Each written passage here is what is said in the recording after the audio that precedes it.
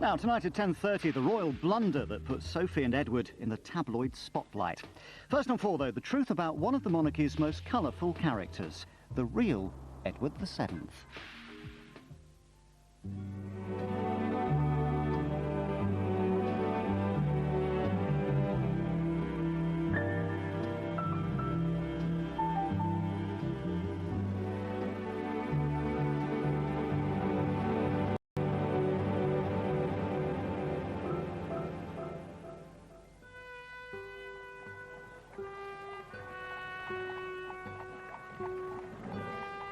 At the funeral of Queen Victoria in 1901, her eldest son, now King Edward VII, saluted the crowd from a splendid black horse. This was what he'd been waiting for all his life, and what his mother had always dreaded. He was unfit to be king as far as she was concerned. He could not succeed. Edward had been king in waiting for almost 60 years. Denied a real job, he had sought rewards elsewhere. He simply lived for pleasure. It was a great aphrodisiac, a member of a royal family. And he certainly was a man who took advantage of whatever was going. Once king, he turned himself into a figurehead surrounded by pomp and circumstance. He was a very, very visible king. He loved ceremonials, and he was tremendously good at it. He was, in the words of the song, doing what comes naturally.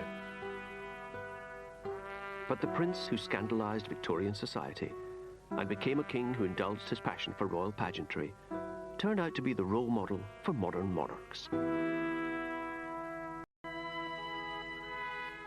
The future King Edward VII was born in 1841. This family portrait, painted when he was 5, hints at what would become the central conflict of Edward's life, his relationship with his parents.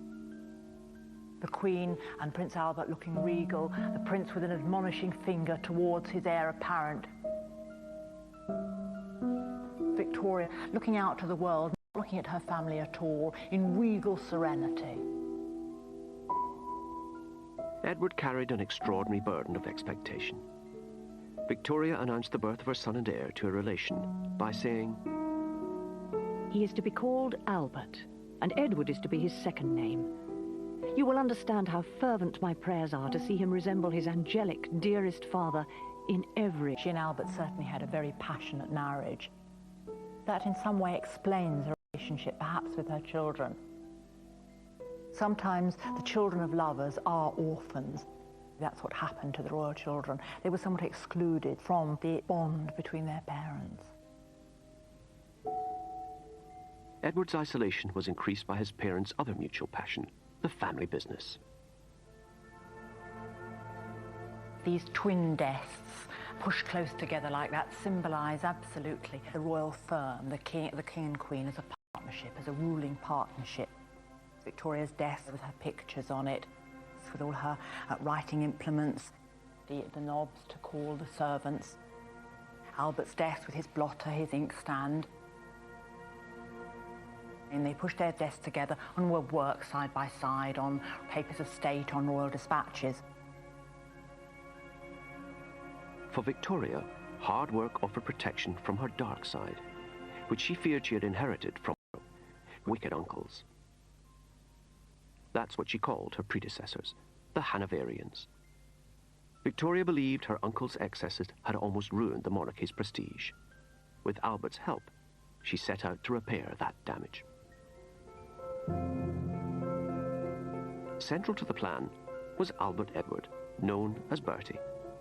From the age of 7, he was subjected to a grueling academic program designed to suppress Hanoverian-style self-indulgence. The study regime that Albert prepared for his son began at about 6 hours a day of tutorial study. Gradually it was extended to about 8 hours a day. Edward was slow to learn, slow to read, slow to write. He wasn't very good in mathematics. He wasn't very good in reading. He wasn't very very good in history. He was a terrible history scholar, and his father was appalled. Edward probably had attention deficit disorder, which meant that he was impulsive, that he was inattentive, he was in need of constant physical activity. The boy rebelled. His tutor described how once Bertie had thrown dirt and swung a large stick at me. Another time, when the prince was 11, he went to the window, stared out the window, and eventually, when he was asked to come back to his desk, his father had to thrash him for that because of his willfulness, his stubbornness, his... Sad and anxious about him. He is so idle and weak. It was one thing to say that he ought to be an example to his future subjects, but to say that he should be exactly like his father was too demanding. And the parents therefore left him with a sort of perpetual sense of failure.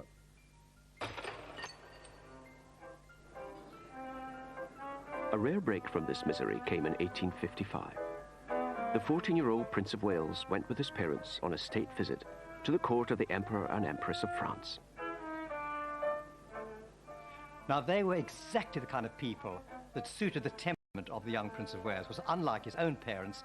They lived for pleasure, they loved clothes, they loved excitement, they loved balls, they loved dances. This simply set his pulses racing. And he was clearly gobsmacked, to use a modern phrase, by the sort of wonderful vivacity and lack of pomp and circumstance, and of course all these gorgeous women. There they all were in their ball gowns, you know, bowing to him. And to a 14-year-old boy, what more do you want? The imperial couple made a tremendous fuss of the teenager. Edward's response revealed the depths of his unhappiness. When they were about to leave, Edward told Napoleon, "You have a very nice country. I wish you were my father." And he wanted to stay in France. And the emperor said, "Oh, you can't stay here. They need you back home." Home, for much of Edward's childhood, was Osborne House on the Isle of Wight. It was meant to be a holiday home, but there was no let-up in the character-building regime. At Osborne, the playground was an allotment. The idea of Victoria and Albert for the children with these gardens was to make them productive, was to make them work hard and systematically. It was a regulated childhood, and they grew vegetables, and vegetables were checked, and if they were of sufficiently high quality, they were actually sold to the house. So in a sense, make them part of the domestic economy and make them very responsible citizens from a very early age. His high-minded parents despaired of the teenage Edward. Looking ahead, Victoria fretted about what would happen when the young prince was old enough to do as he wanted. Bertie continues such an anxiety. I tremble at the thought of when he will be of age and we can't hold him. It is too awful a contemplation. In 1860, Edward's parents took a gamble. Hoping to confront him with the awesome... They made him stand in for the Queen on an historic 3-month tour of staunchly Republican America. He was just 18 when he became the first British royal to visit the United States. He was a very important person, literally a VIP, as we would use the term now. At almost every stop, there was a ball in his honor. He even went to the White House and was greeted by President Buchanan, and he learned how to handle this with grace. Edward lapped up the applause, on one occasion exclaiming in delight, "This for me, all for me." Nourished by the warm reception, a new Edward blossomed. His geniality shone through, and people talked about him constantly as the genial prince. The trip was a tremendous success. It was a success for British foreign policy. It was a triumph. Edward had learned that for a royal, smiling and being charming were just as useful as desk work, the last thing his parents wanted him to discover. Letters were written home by the minister who was with him and that sort of thing, saying what a splendid success he'd been. And Prince Albert simply refused to believe it. And he wrote him a rather disagreeable letter, saying that he mustn't allow his success to go to his head. The American tour was a great success. I mean, he was an absolute celebrity. All his best side was shown. I mean, his sociability, his diplomacy, all that came out. He really made a great success of it. He was a very young man when he went. But his parents didn't appreciate that. They didn't congratulate him on it. And it was another example, I think, of them wanting him to be something else, something that he never was and never would be.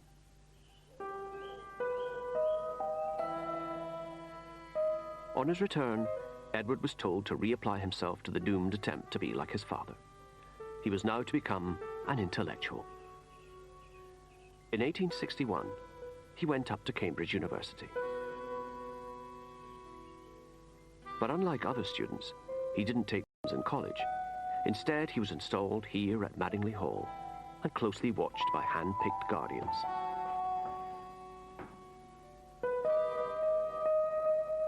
When we realized that Madingley Hall is 4 miles from the campus of the university, we understand something of why he was here.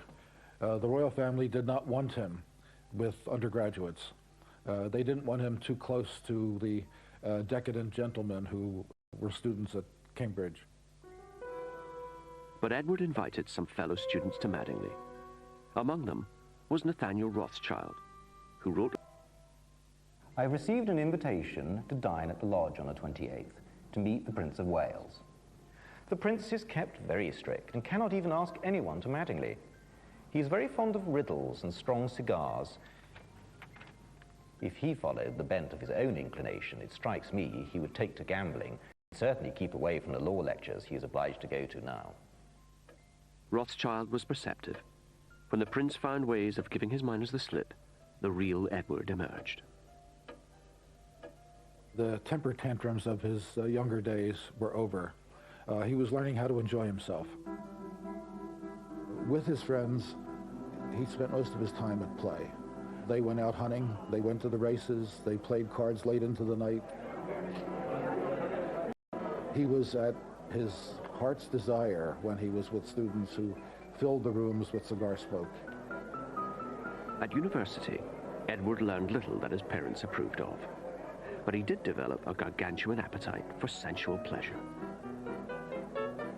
He needed as much as he could get in of gratification, you know, whether it was food or smoking these huge cigars or the excitement that was generated by gambling. Whatever it was, it had to be now, it had to be fulfilling, and it had to make up for the empty space that was left behind from the sort of childhood that was not really a childhood at all.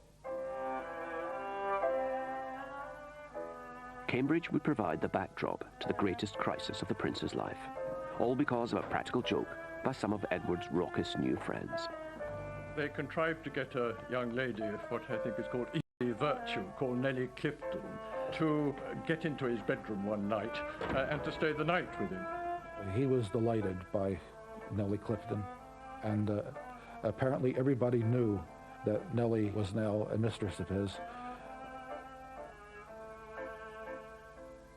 Albert found out and was appalled. I write to you with a heavy heart on a subject which has caused me the deepest pain. I having to address my son as one who has sunk into vice and debauchery. Victoria, don't forget, and of course her husband Albert too, were very anxious about her mad, dissolute uncles. Anything that suggested a sort of throwback to their dissolute ways appalled them. Edward, after all, was the heir to the throne, and he had to live a life which was exemplary as a sort of a monarch to be respected, not a monarch of license and carnival. Both parents overreacted, deeply concerned, and decided that he must pay a visit to the Prince of Wales at Cambridge. Albert was in no condition to make this journey. Albert at this point was a sick man. He was very likely dying of cancer. We know from the symptoms that he expressed in his diaries and in his letters that He knew that he had something inoperable and that he didn't have long to live. Not wishing to be overheard, Albert took Edward on a long walk to lecture him about what he called the evil deed. The weather was poor. It was cold. It was November. Albert almost certainly caught pneumonia. He took to his bed as soon as he got back to Windsor, and in 2 weeks he was dead.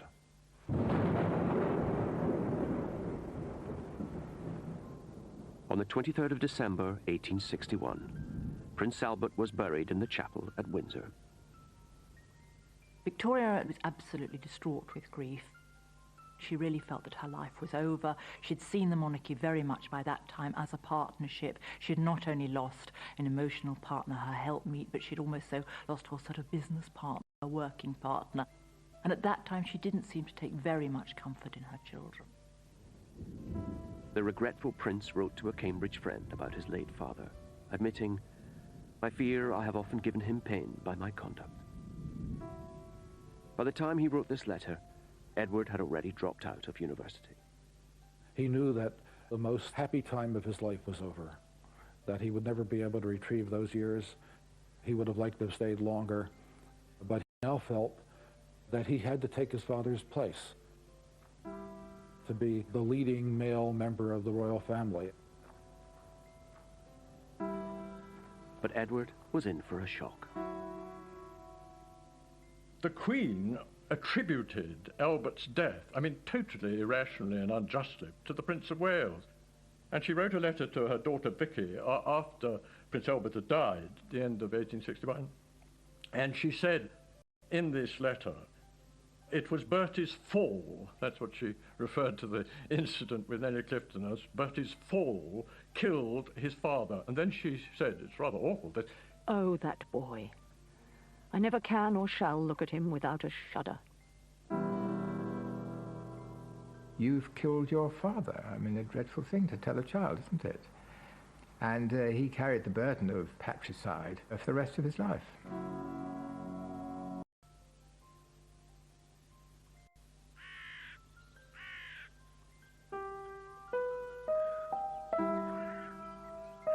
Queen Victoria mourned her dead husband, Prince Albert, with the same single-minded passion that she had loved him. Here at Osborne, there's a painting of Albert, painted in fact in the year of his death, 1861. And if we cross to the other side of the fireplace, there is a marble bust of Albert, and over there there's another portrait of Albert sitting looking relaxed. If there was an important matter of state or family matter which concerned her, she would actually go and consult with the bust of Albert. Albert, in a sense, presence was everywhere for Victoria. He may have been dead, but Victoria continued Albert's improvement scheme for their son and heir. My firm resolve, my irrevocable decision, is that his wishes, his plans about everything are to be my law. I apply this particularly as regards our children, Bertie, etc., for whose future he had traced everything so carefully. Albert had believed that marriage offered the only hope of salvation for his wayward son. So Victoria now searched for a bride and a future queen. The Act of Succession made it necessary that he have a Protestant bride, and the bride had to be within certain age range, and she also had to be attractive. Pictures were solicited from various courts. Edward's elder sister Vicky had recently married Prince Frederick of Prussia, so she was well placed to trawl the Protestant courts of Northern Europe for a suitable bride.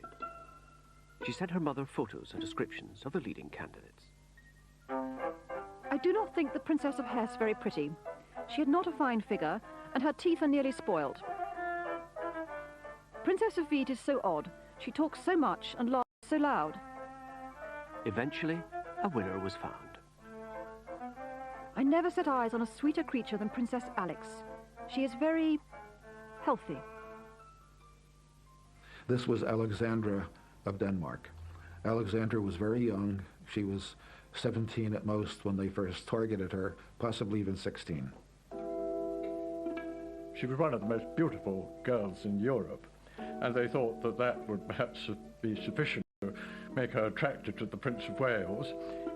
And so they decided that they must get on with it and that she was the wife for him. Edward was dispatched to the continent. Left alone with his mail-order bride, he did his duty and proposed. It's difficult to say quite how passionately he fell in love with her at the time, but I think perhaps fell more in love with him than he with her. She once said that even if he'd been a cowboy, she would have wanted to marry him. Edward married Alexandra on the 23rd of April, 1863. He was 21. But the blessing of the young couple felt less like a wedding, more like a funeral, all thanks to Victoria. In this wonderful photograph, instead of looking with pride at her son and his new bride and smiling benevolently, she's actually turned away and looking at a bust of her late husband. It was a very dismal business, and she made it even more dismal by taking the bride and groom before the marriage to the mausoleum where Albert was buried.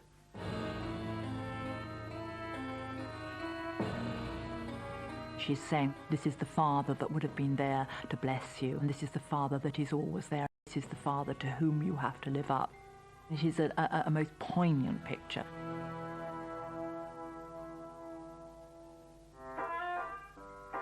Marriage did have advantages for Edward, notably a home of his own.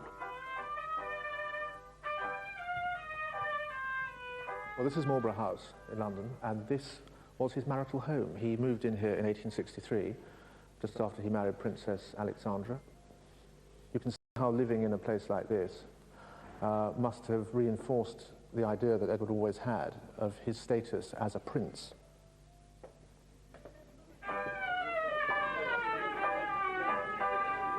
Independence liberated Edward's natural instincts, which his parents had tried so hard to suppress. He and Alexandra held parties every night, and few would refuse an invitation from the Prince of Wales. Soon, Edward and his smart friends were known as the Marlborough House set.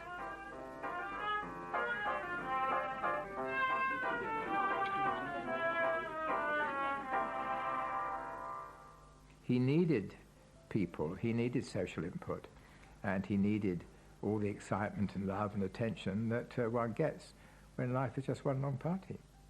Victoria was not amused. She felt that Alexandra was not very clever and had not acted as the sobering influence which she had hoped for.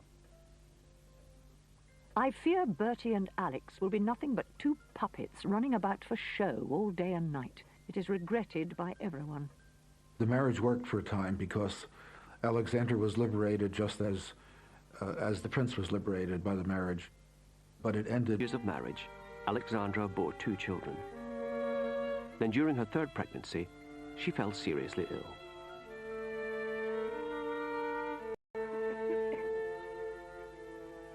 The prince claimed loyally that he was going to stay by her. He moved a desk into her bedroom so that he could write letters and conduct domestic business literally from her bedroom. But then her mother came from Denmark to help take care of her, and he was liberated from having to be a loyal husband. That was the end of it. After that, the marriage went steadily downhill. Although he had tried hard to behave like his noble father, Edward was no Prince Albert. He took a long time to grow up. He probably, in retrospect, married too young. He was only 21 when he got married. Never really had time to sow any wild oats. And I think probably he wasn't a very likable young man and not a very intelligent young man, and probably rather boorish and self-centered and arrogant.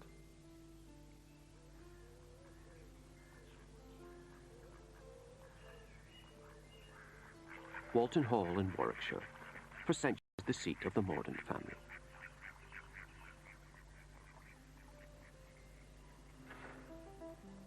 A member of that family, Elizabeth Lady Hamilton, has written a history of a real-life Victorian melodrama that took place here. It involved Edward and the owners of the house, Sir Charles Mordaunt and his wife Harriet. Sir Charles was a country gentleman, and he was not in the smart set at all, whereas his wife was. she married Sir Charles for his house rather than for himself. That was my impression. And she had become friendly with the Prince of Wales. Sir Charles was warned that the Prince of Wales had a little eye for his wife, and he was absolutely determined that the Prince wouldn't be invited to come here. But in the summer of 1868, Sir Charles went on a fishing holiday to Norway, and Edward raced up to Walton Hall. He'd invited himself to view some grey ponies that Harriet had bought from the royal stables. There she was, wheeling around, looking very pretty, I'm sure.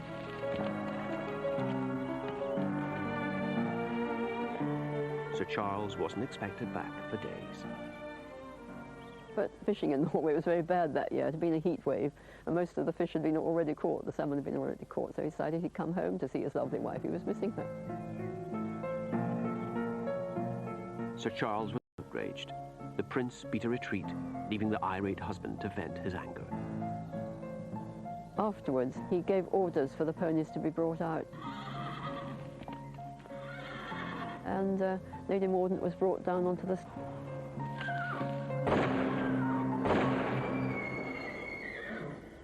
And then the following year, Lady Mordaunt gave birth to a baby here at Walton Hall. Then she became very agitated, and Sir Charles kept asking her what was the matter, what's wrong. And eventually she told him very foolishly. She said that she thought that the child was not his, and that one of several men could have been the father. And among those she mentioned was the Prince of Wales himself. Sir Charles Mordaunt wanted a divorce. Edward now faced public disgrace as an adulterer. The only ray of hope was that Harriet appeared to be going mad. This made her confession of adultery suspect, and under Victorian law, an insane person could not be divorced. But Sir Charles was stubborn. He intended to prove in court his wife was sane. The trial would hinge on Harriet's confession of adultery. Edward took the stand, the first heir to appear in a court of law for almost 500 years. He came into the witness box and was asked flatly whether he had or had not committed an act of impropriety with Lady Mordaunt, to which he replied, no, he did not, had not. The court then heard from Dr. William Gull, Edward's personal physician, who said that in his expert opinion, Harriet was insane. On the testimony of a prince and the diagnosis of an eminent doctor, Harriet was declared mentally unfit. She spent the rest of her life in an asylum, her claims of adultery dismissed as fantasy. Edward had got away with it.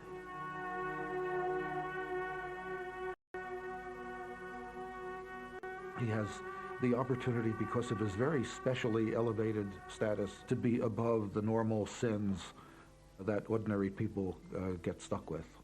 And he learned it, and he learned that it was useful to him to have that status. By the time he turned 30, Edward's relationship with Princess Alexandra was a marriage in name only. And for the rest of his life, he would enjoy a string of exotic affairs.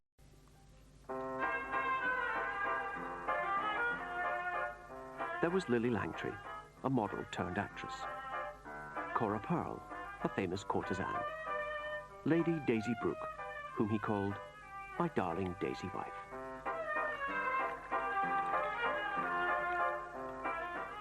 Any Prince of Wales, he can simply, the opportunities are absolutely endless. And once women realized what he was like, he in a way became fair game for any kind of adventurers. At house parties, he would sleep with a woman for one night. He might go to Paris, sleep with a woman there. In Paris, there was a can-can dancer at the Moulin Rouge. Well, frankly, he went to brothels when he was in Paris.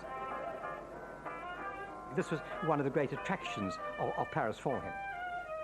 With the best will in the world, he really couldn't stop himself. Victoria and Albert had set to create the perfect prince. Instead, they had produced Edward the Caresser.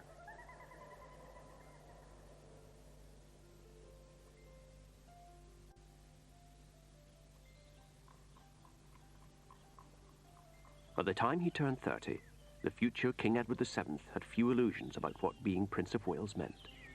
Wealth, status, and unemployment.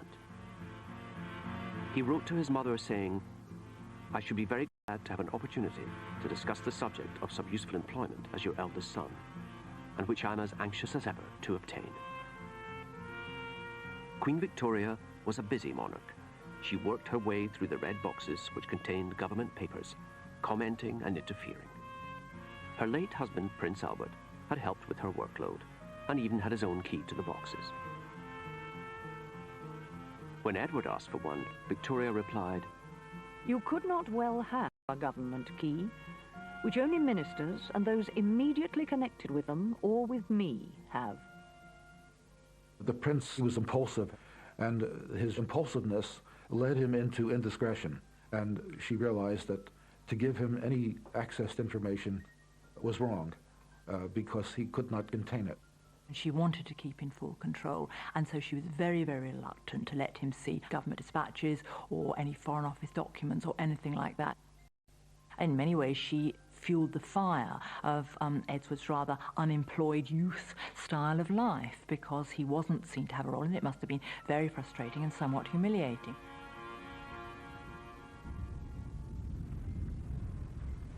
Dismissed as worthless and irresponsible, Edward sought distraction in the social whirl.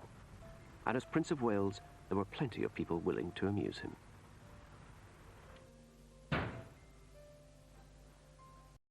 Christopher Sykes is a descendant of a leading member of Edward's Marlborough House set.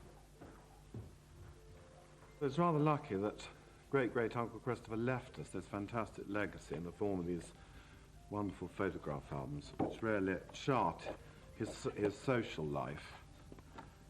There is Christopher Sykes. Oh, he's enormously tall. That's the Prince of Wales, looking very young, with a jaunty bowler hat. I mean, the Prince Edward was a pleasure seeker. His social life, it was sort of an endless round. A Goodwood house here. This would have been for the races. This is a shooting party at Eastwell, Wadston, the Rothschilds' house. Lord Londonderry's house, famous for its enormous shoot. Prince Edward would like to shoot thousands of birds. Christopher became known for being one of the great hosts. You know, knew exactly how to please the prince. You know, each party would be more and more lavish. As well as exploiting their hospitality, Edward found that he could vent his frustrations on his hangers-on. At some dinner party at Marlborough House, the prince poured a glass of brandy over Christopher, and Christopher just sat there with the brandy trickling down his face, and then sort of very slowly turned to the prince and just bowed his head and said, "As your Royal Highness pleases." Now that caused absolute sort of uproar amongst all the other guests. I thought it was the funniest thing they'd ever heard. And from that moment onwards, there was sort of no holds barred as far as teasing Christopher was concerned. You know, they used to sort of put him under the dining room table and spear him with billiard cues. They put live animals in his bed.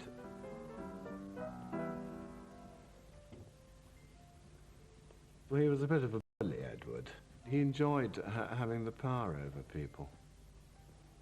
Christopher Sykes' friendship with the prince ended up costing him more than his self-respect. No, he went bankrupt, unfortunately. You know, he just blew every penny he had. He died sort of penniless. It's rather sad, really. Poor Bertie gives much cause for remarks of no good-natured kind. He is more and more careless. No one looks up to him. Victoria feared that Edward's lifestyle was damaging the image of the monarchy, but her own behavior wasn't helping either. There was a lot of Republican agitation, the idea that the Queen was invisible, having continued her mourning. The government was paying a lot of money to maintain a monarchy, and she was not there. She would not open Parliament. She would not appear in public in almost any way. Edward, meanwhile, was more and more rumored to be involved in what amounted to problems. The popularity of the monarchy was sinking until fate and bad drains intervened. Bertie, in December of 1870, caught typhoid. And this really was a turning point. The Queen rushed to Sandringham, where he was. She took complete charge of the household. She was a killer. The plight of the royal family touched a nerve. The invisible queen and her playboy heir became just a terrified mother and her dying son. Edward's timing was perfect. His illness reached its climax on the same day of the year his father had died. On the morning of December the 14th, he suddenly opened his eyes, saw the Queen, and said, "How very kind it is of you to come and see me." 2 months later, Edward, still weak from his illness, went to St. Paul's Cathedral to publicly give thanks for his recovery. Thousands came to watch and cheer. Totally by accident, the Prince of Wales had pulled up British republicanism by its feeble roots. The result was a feeling of great relief around the country that the succession had been saved, that Edward was going to survive and become king. And it was also thought that because he had come through this near-death experience, that he would be renewed, he'd be a different person, that he would understand that he had a new chance at making a dignified life for himself. If this great warning is not taken, and the wonderful sympathy and devotion of the whole nation does not make a change in him, it will be worse than before, and his utter ruin. For once, Victoria followed her own advice. She gave her son a job. In 1875, he was sent to India on the first royal visit since the mutiny. There was no chance that his mother was ever going to go to India. In fact, I don't think she ever visited any of her dependencies around the world anywhere. It was a means of associating him with, to use a much-used metaphor, the jewel in the crown of the British Empire, and to show that he could go abroad as a representative, not just of his country, but of his family and the institution that they represented. And it certainly was very good for his own public relations. Edward had been persuaded to visit India by the prospect of the hunting. And along the way, he did manage to bag 8 tigers. But amidst the carnage, the prince's personality, above all his easygoing charm, served him well. He enjoyed himself, but he also represented the crown, and he did so with flair, with dignity, with great ceremony. He was a tremendous envoy, ambassador extraordinary. It was a complete success. But any pride Edward might have felt was ruined when he read in the Calcutta Times that back home his mother had been created. He now saw his hunting trip had a secret agenda, to test public reaction to the Queen in the wake of the mutiny, and no one had told him. The prince wrote home complaining, "As the Queen's eldest son, I think I have some right to feel annoyed," adding, "I should have received some intimation of the subject from the Prime Minister." Monarchs think they want to have an heir, but in fact it's the last thing that they want to have. In a way, she was sort of trying to train him for monarchy, but of course she kept him in this perpetually infantilized state. Denied a meaningful role, Edward approached middle age as a loose cannon on a ship of state. Disaster was inevitable, and when it came, would be as spectacular as anything in his life so far.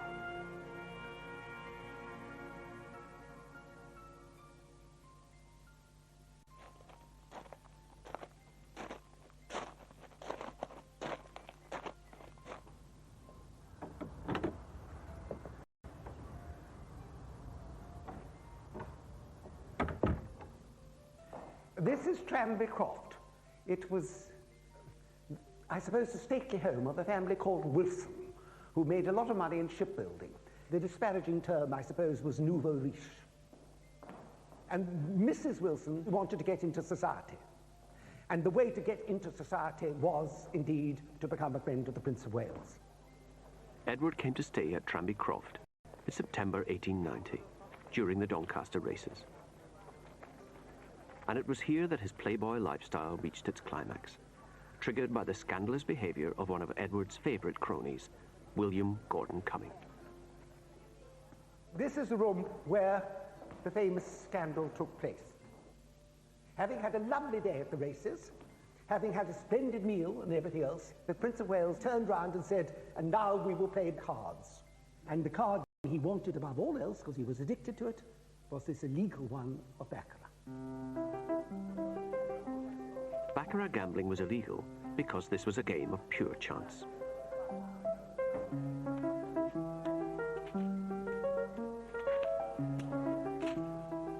Edward's easygoing set flouted the law. Far more important to them were unwritten rules governing conduct at the card table. And at Tranby Croft, one of these rules was broken. The son of the household, young Mr. Wilson, thought he saw Gordon Cumming cheating, and moving his counters after the stakes had been agreed.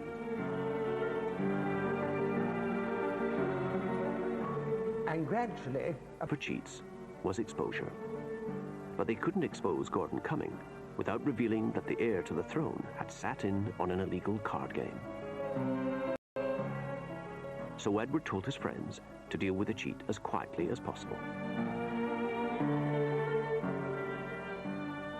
So they then decided on a disastrous plan, which was to persuade William Gordon Cumming to sign a document undertaking never to play cards again.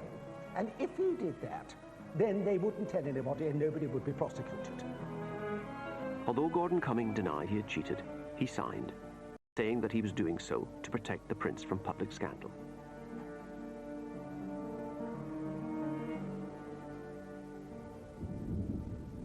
And there the Tranby Croft affair should have ended. If only those in the know could keep their mouths shut. It is believed that the Prince of Wales told one of his friends, a lady called Daisy Brooke.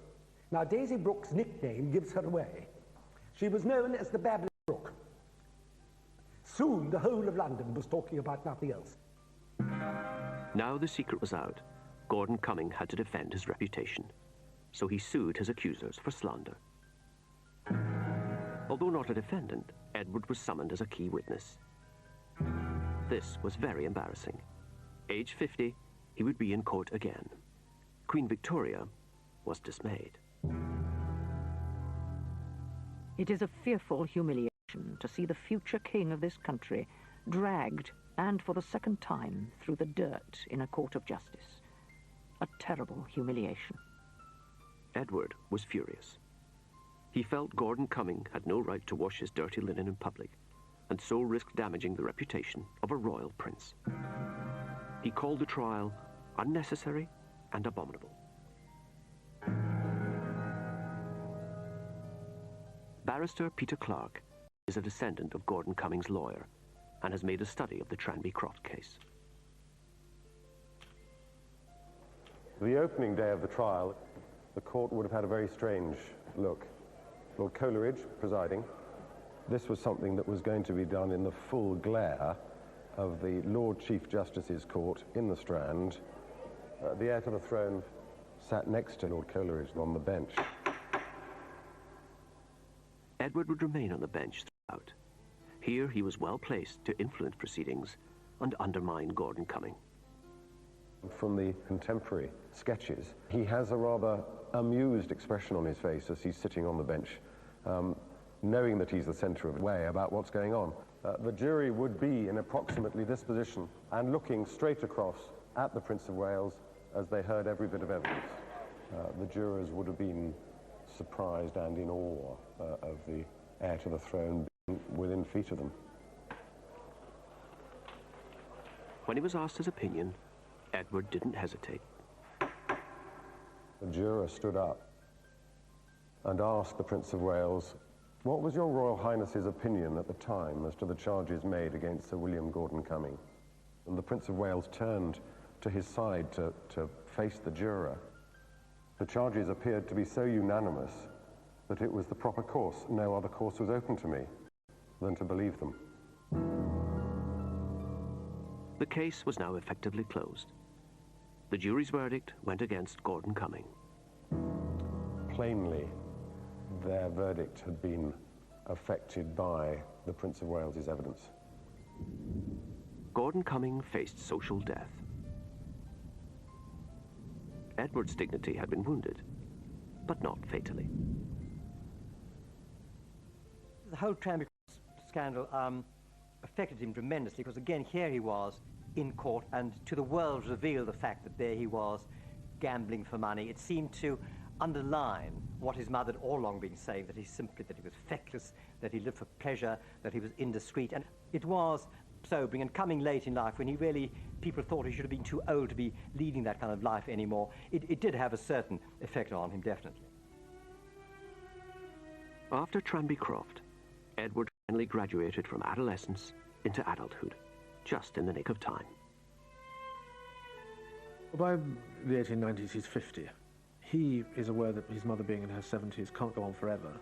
And I think what we see changing in him is the knowledge that he could any day wake up and find that he is king, which is perhaps something he hadn't felt 10 or 15 years earlier.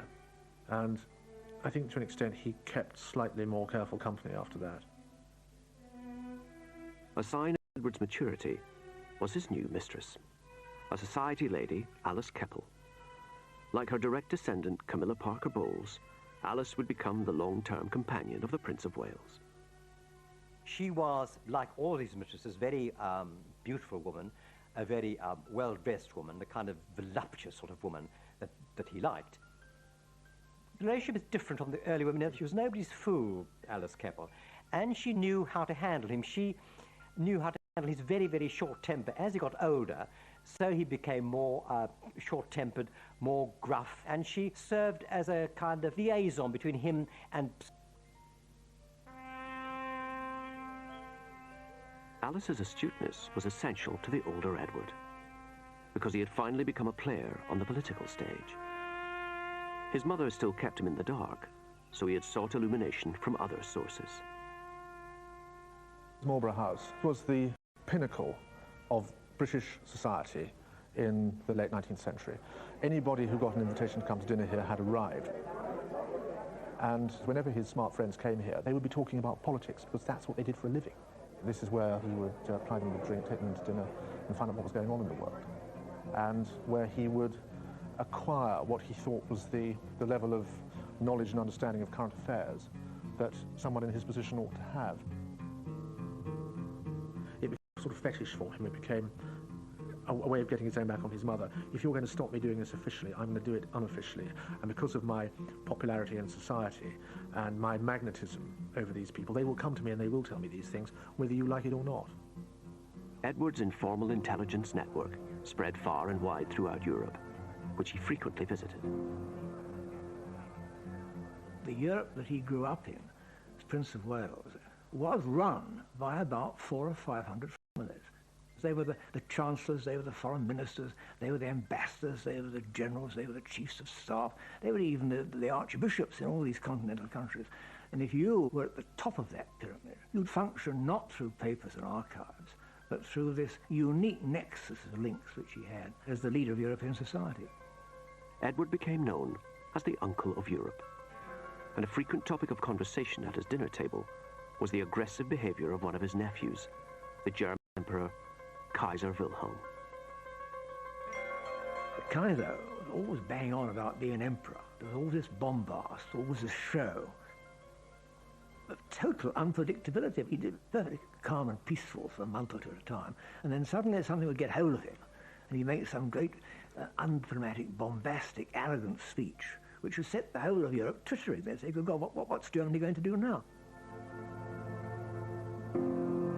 Although 18 years his junior, the Kaiser had what his uncle didn't have: power. He dismissed Edward as that vain old peacock, and Edward's dislike of his nephew was no secret. To describe that relationship briefly, one could only say that it was bad on both sides. It involved imperial rivalry, it involved naval rivalry. The Kaiser built an enormous navy, which only could really be directed against us, or at least so Edward thought. For Edward, German power. His other major anxiety was his mother's seclusion. These 20 seconds of film offer an exclusive glimpse of the Widow of Windsor. To the general public, the Queen remained simply invisible. She was very anxious never to have anything that was vulgar, and the idea of spectacle and pageant was not her idea of how a monarch, a dignified monarch, behave. Edward, however, believed monarchs were there to be seen. Wanting himself to inherit a throne that is popular, he sees that he's going to have to spend his years as Prince of Wales doing things that will maintain its popularity. So if it means he has to go and open a few hospitals or cut a few ribbons at exhibitions, he'll do it, because, again, he's very conscious of the good public relations of having that role. And it's because of the attitude his father and mother had taken towards him as a very young man. He always has this notion that there's something to prove. And one way that he can improve his own self-esteem is to be out in public and to be performing functions, however straightforward, trivial or ceremonial, but to do them well and to be popular. By the 1890s, Edward was making almost 50 major public appearances a year. He lent his support to thousands of hospitals and charities. While Edward added royal glamour to good works, in return some much-needed civic virtue rubbed off on him. Even his mother noticed how popular this made him. Edward was instrumental in persuading her that, after all, she needed to get the goodwill of the people, to become more of a, as it were, of a people's monarch, to reinterpret the role of a monarch a bit more broadly and be prepared to be seen. Edward persuaded his mother to celebrate the major anniversaries of her coronation, the Jubilees of 1887 and 1897.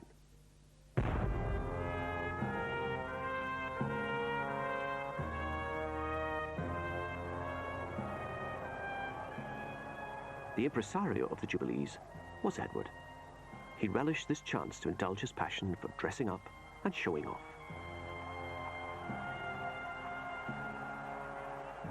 What both the Jubilees mean to him is that because he has now for 25 years been, as it were, the centre of social life in this country, then naturally he plays a very full part in those Jubilees. It's a showcase for Britain, it's a showcase for the Queen, it's also a bit of a showcase for him. The cheering crowds believed they were celebrating the climax of the Victorian era. In reality, they were enjoying a preview of the Edwardian age to come.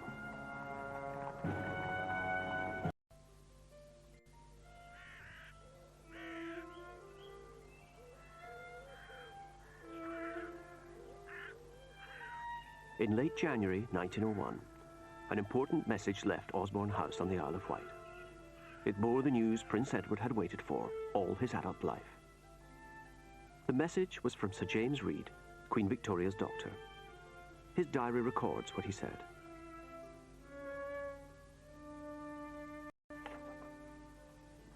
The 19th of January. Tell the Prince of Wales that in my opinion he ought not to go to Sandringham, but to remain in London ready to come here at a moment's notice. That I consider the Queen's condition is a most serious one, and that I think it quite possible she might be dead within a few days. Edward wasted no time. In hours he was here at his mother's bedside in Osborne House.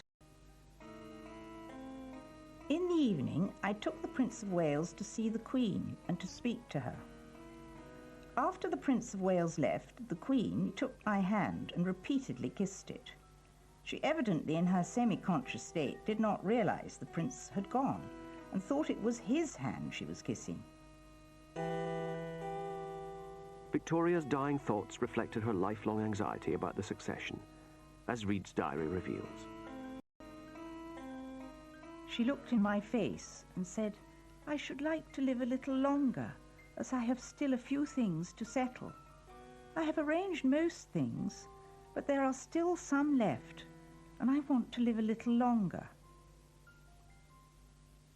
I don't think she ever said that gracious, wonderful speech that the Prince of Wales had hoped for, that, now I have full confidence in you, as it were, go forth and rule. I don't think that ever happened.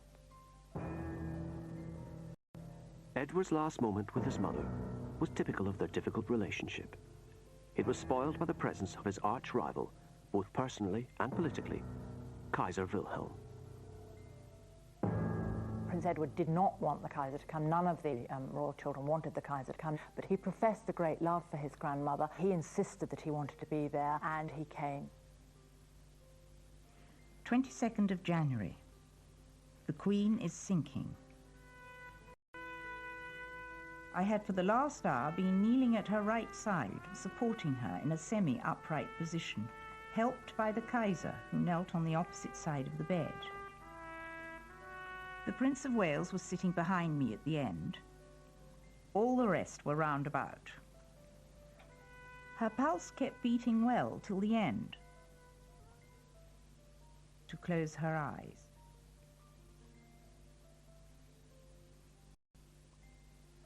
It was a relief in many ways to rid himself of that oppressive burden that was his relationship with his mother, and to take on another burden, that of the crown. That was something I think he found probably easier to cope with. Edward left the Isle of Wight as soon as possible, and one of his first acts as king was to donate Osborne, his hated childhood home, to the nation. When Edward was going back to the mainland, he noticed one of the boats was flying the royal standard at half-mast, and he asked why this was, and they said, of course, the Queen was dead. And he said, but the King lives. That bespeaks a certain confidence and a certain moving forward. The moment his mother had died, he was king. And of course, he implemented changes at court very, very quickly. King Edward VII couldn't get aboard the state coach fast enough. Less than a month after his mother's death, he opened Parliament with a blast of pomp and ceremony. He would read the King's speech from his throne, dressed in full regalia, which hadn't been done for 50 years. The revival of ritual suited the status of a 20th century king. When the monarchy lost more and more of its real authority, the only way to change the monarchy in some substantive fashion so that it had a reason to exist was to make it more of a symbolic monarchy, and to make that symbolic monarchy apparent in the eyes of the people. When not surrounded by ancient ceremony, Edward looked equally at home in the modern world.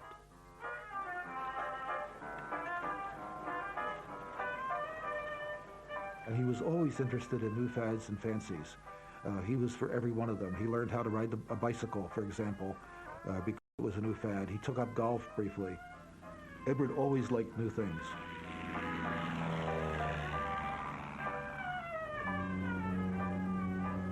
He embraced a lot of modern inventions, things like the motor car. He lost no time getting a motor car. He loved telephones. He loved electric lights. He didn't in any way live in the past. He welcomed anything that was modern and up to date, and was, in a way, a kind of forward-looking king.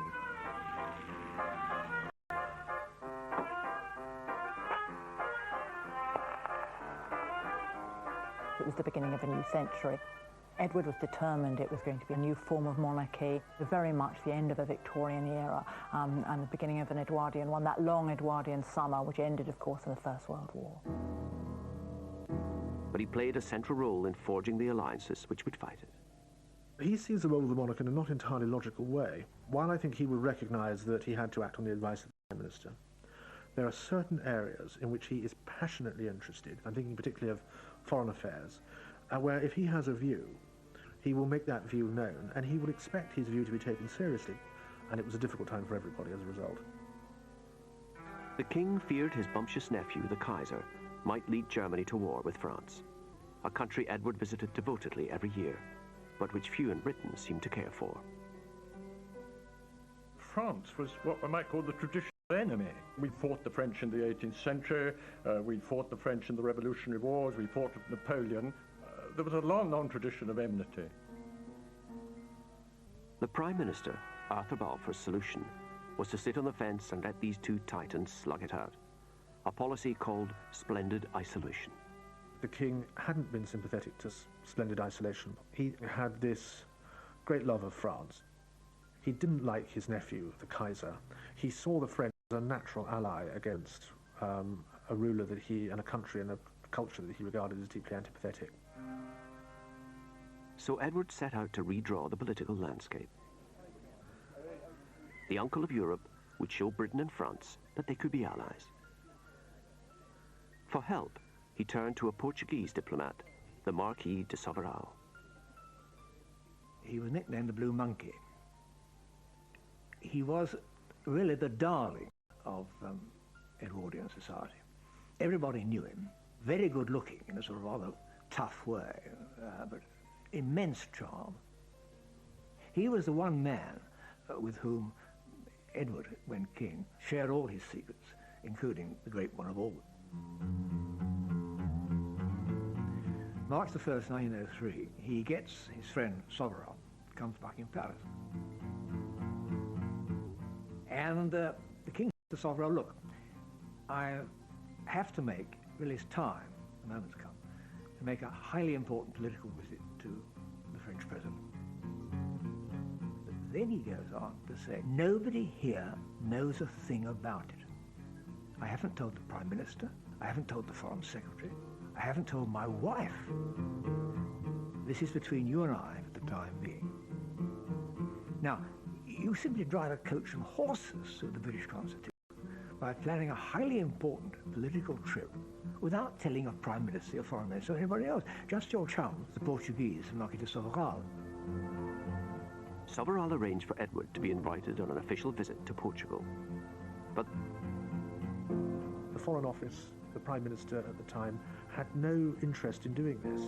And, they may well have been right not to do so because of the dangers of provoking the Germans, who were rearming at this stage and who were already talking about fears of encirclement. It was an incredibly delicate situation. the government was discouraging. It warned of the hostile reception the king could expect in France and urged him to keep his visit low-key and informal. Edward replied that the visit should be as official as possible, and the more honours paid to him, the better.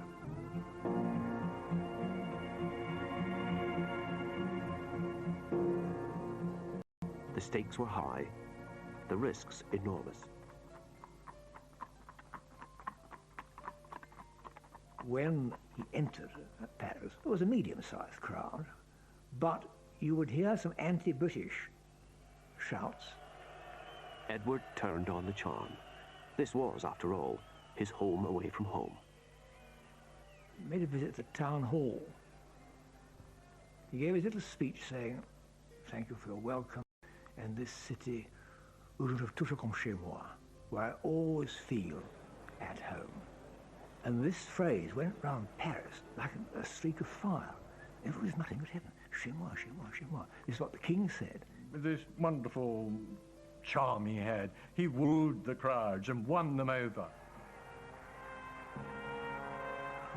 48 hours later, when he left, all you heard was "Vive le roi," "Vive l'Angleterre." And by the end of the time, they were saying, "Vive notre roi," as if he were King of France. It had been a gamble, but it had come off. He put in place what he wanted to put in place. It was the understanding with France.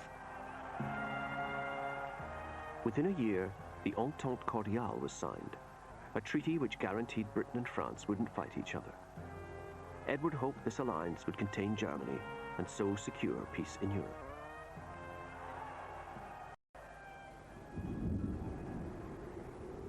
But a decade later, the Entente would develop into a full-blown military alliance. Edward would never have believed, I think, that within 4 years of his death there would be this great conflagration that would change the face of Europe forever.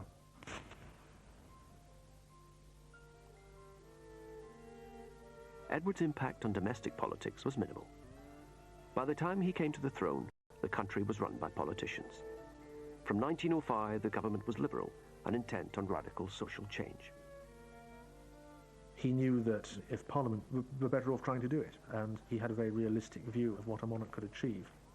Luckily, Edward's modest talents and appetite for company, which had so worried his mother, now suited him perfectly for the only role that was left.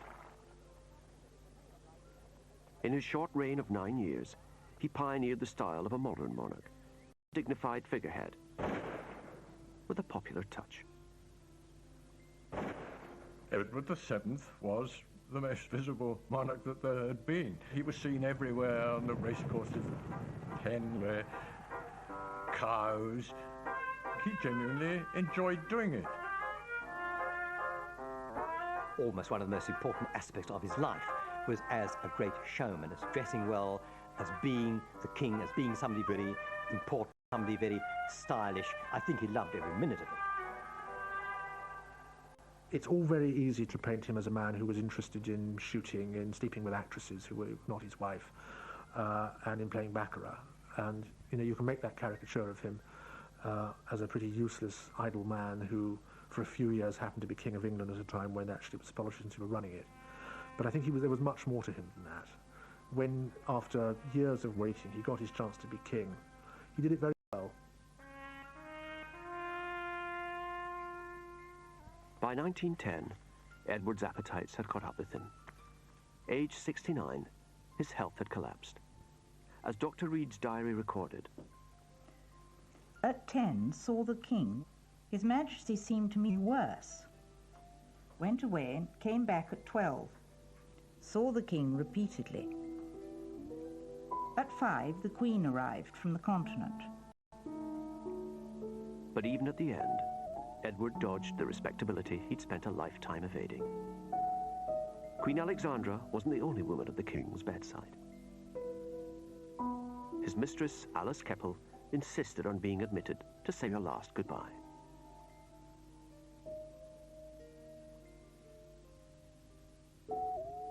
Towards afternoon, he gradually became quite unconscious. At 11:45, he died.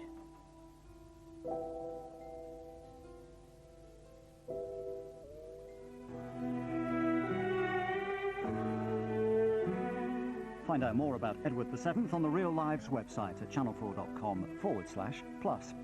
Well, next on 4, look at how the modern monarchy has weathered that recent media storm. A right royal blunder, the Sophie and Edward story, is in a moment.